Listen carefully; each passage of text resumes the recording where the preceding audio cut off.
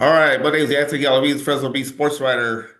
Joining me today is Reedley High football coach Tony Gates, coming off a win against Sunnyside this past week on Thursday, a 40-35 victory or shootout. Coach, thank you for joining me today. Hey man, good to be here, Anthony. Good to talk with you. Yeah, let's talk about that game on Thursday. You guys played against Sunnyside. Sunnyside was coming off a loss, so they're coming in angry in that game, because they were embarrassed at home by Madeira. So you guys come in and it's a tough game, regardless who's there as coach or who's there as players. Going into the game though, coach, what did you tell your players heading into the Sunnyside game? We were ready. I got to go to that game versus Madeira, Sunnyside Madeira. We had played on a Thursday against Fresno High, and so we were able to go watch him. There's nothing like scouting a live game. You just see things that you wouldn't be able to pick up on film. Madeira's a good team. Then they kind of exposed a few things that we tried to take advantage of as well. But Sunnyside's good, strong program. They got 3,000 plus athletes to choose from at the school. Our history kind of goes back with them pretty good. When we were in the NYL, we had in several years, I think maybe 4 years in a row, it came down between us and them for the league title. I always played them game 10. And so it was always a big game. I think I stole one from them. And once they got old Tanner Wilson, man, that guy was unreal. So it was kind of tough to beat him. But and then we left the NYL a couple years ago, but we kept that game, and so it's been a good rivalry game. And yeah, they're always well prepared. New coach, so I didn't know exactly if the scheme would be the same. And going to the game against Madeira, it looked like for the most part the scheme was the same, so that kind of helped us out a little bit. But we were ready. We were really ready, prepared. It was a hot week last week, so the kids had to battle through. Short week, played on a Thursday. We had played on a Thursday the week prior, and so a lot of things to overcome. So we did well. The kids did well. That Monday Tuesday practice was hot. I think it was like 102. We have to go long on a short week, because we're losing a day. So I was really proud of them, man. They really battled through, and we got down. We were down at halftime. We had some pretty good adversity, and the feeling in the locker room at halftime was like, it's all right, we're good. We're gonna go down and score. And we put the ball in Will Bacon's hands with a couple minutes left, and I don't think anybody doubted it. And it's a good feeling. It's a good feeling. Will Bacon, 6 touchdowns. Yeah. That's your go-to guy, right? I mean, that's he's Yeah. just been doing some already magical things 2 games in this season. Can you talk about Will Bacon? Yeah, so 5 touchdowns last week against Fresno High. He had two rushing, two throwing, and he caught one. And kind of cool, two of his touchdown passes was to his younger brother.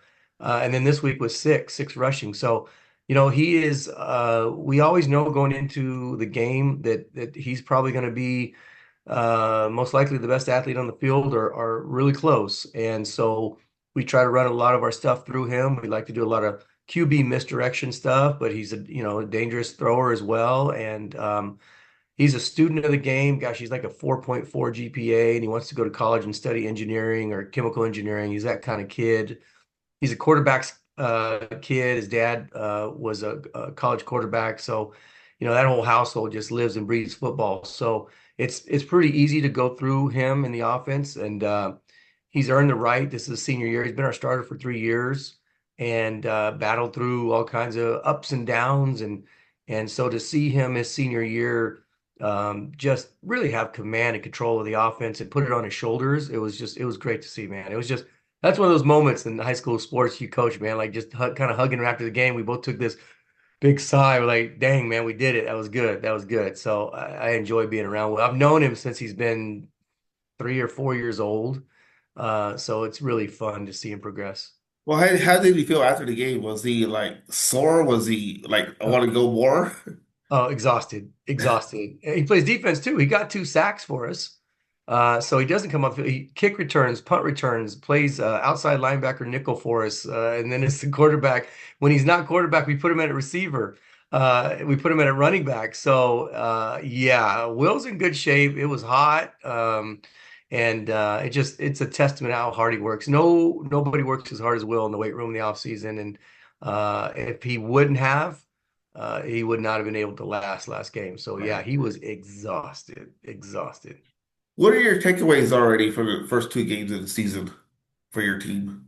I talked about us overcoming some adversity. Our stadium was supposed to be, we're getting new turf in our stadium, and it was supposed to be ready for our opening game against Fresno High. And construction projects, right? Always something comes up. Anybody who's had any renovations on their houses know something comes up. So sure enough, I think they needed some material that was on back order. And so we got told pretty last minute that we're going to have to play our games out at Orange Cove Stadium. Orange Cove's in our same school district, different high school, but same district. Beautiful stadium, beautiful stadium. If you haven't been there, you need to go out there. I say it rivals most D2 football stadiums I've ever seen. So it's not horrible to play out there, but it's not a home game. And even though our fans are great, our cheerleaders are banned, everybody comes out there, it's still not home. So we had to overcome that. We played out there on a Thursday. We weren't supposed to play on a Thursday. And then we had this just so happened because playing Fresno Unified and they share stadium. Sunnyside was a Thursday game. So we had 2 short weeks to prepare. And so I keep calling them scrappy. I don't think this generation kind of knows what that term means. I think they think it's an insult. I go, no, it means you're just tough. And we're not really huge. We're not a big team, not the biggest team I've had. But they like to hit, they like to run around. O-line's starting to get a little nasty. And we've got some really good skill position guys that I haven't had for a while since I've been here at Reedley. And we've had a couple good ones here or there, but across the board, man, I've got 5 receivers that can go flat out run and catch it. And those same guys play DB for me, so they're playing man coverage more than we ever have, and that's been a blessing. So scrappy is the word I use. Maybe I'm aging myself saying that term, but they're Yeah. scrappy, they're mean, they run to the ball. Will finds a way to win. We got a young kid at quarterback that comes in actually and throws to Will, Aiden Paz, and he's going to be good in the future, it looks like. And we're trying to feed him in as much as we can for his progression. Will enjoys it because we get to use Will in different positions to take advantage of some matchups. So I'm happy, Anthony. We're doing all right, man. A lot of hard work last week, but we finally got a really regular week. But we got a tough opponent, man. We got a tough opponent. Well, I was going to ask you though, what's the latest on the stadium? So they are working day and night, literally. They work at from 10 p.m. to 8 a.m. at weekends and everything. We had a coaches meeting a couple hours ago, and at the end of it, we went out and walked the field to see the progress. We're super close. It's going to be down to the wire. I don't want to say for sure that it's going to be a home. It's supposed to be a home game Friday, and I mean, I would say we're probably 90% ready, but you know how things go. So we're gonna control what we can control and we're going to practice. And if we got to play in the parking lot, we'll play in the parking lot. But it looks beautiful, man. They went with a company that put in turf for Alabama and Michigan in their practice facilities, and so it looks nice, man. And so you just keep your fingers crossed with construction projects. You just never know. You never know. So is the midfield logo going to be the pirate or what's it going to be? Yeah, yeah, yeah. So we share that field with Reedley College. Reedley College Yes. plays out there, and Coach Hart, he's a Reedley College coach. Him and I are good friends, and so he's affected by this as well. And so yeah, we do. We have a big old pirate logo out there, and the end zones black with Reedley on one side, Pirates on the other, and it's sweet, man. We had our track redone 2 years ago, and we got the passing zones are colored, and it's a great place to play, man. It's a good place to play. It's going to be even better now. We might the first time we step on Anthony might be the first game we play. That might be Wow. reality. Yeah. Got it. You talk about a tough opponent coming up. Started looking at a Rossi, right? Yeah, yeah, for sure. Yeah, Coach White, I think he's been out there for a long, long time. When I was coaching out at Orange Cove, that was the big rival, Orange Cove and Orosi, and they were just bloody battles, man. I mean, the type of offense that they run, they just line up. He has a fullback lead. He's either going to try to just pound it up the middle with that fullback or just try to bounce it outside. And the minute you try to you go to sleep, you'll throw it behind you, but it's just line up and hit. And it's a ball control. And so really last year we played them over at their place. Should have lost. We were down at halftime, but we got the ball 3 times in the first half, and the third time was with 2 minutes left in the half.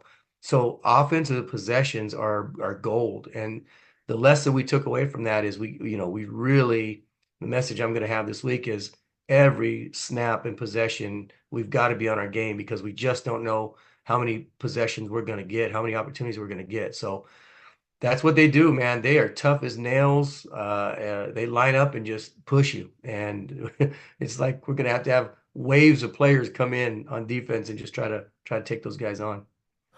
All right, again, this is Tony Gates, the Reedley High football coach, joining me today. Coach, thank you for joining me today.